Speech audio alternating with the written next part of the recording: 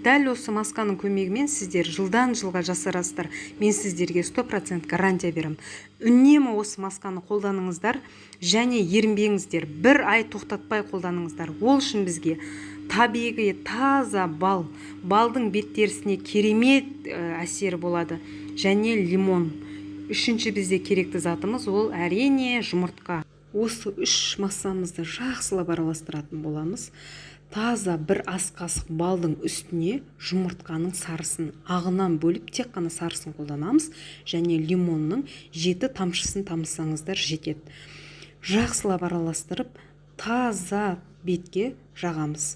1 сағат ұстайсыздар. Күнделікті жасаймыз. Бұл сіздің теріңіздің жасаруына, яғни беттегі ең бірінші әжімдерге көмектеседі. Көз айналасына жақсаңыздар да болады. Ең бірінші әжімді кетіреді және бетіңіз жылтырап, свежий болып тұрады. Үзбей 1 ай үнемі қолданыңыздар. Мен сіздерге до и после көрсетіп жатырмын. Менің өзіме эффекті күшті болған.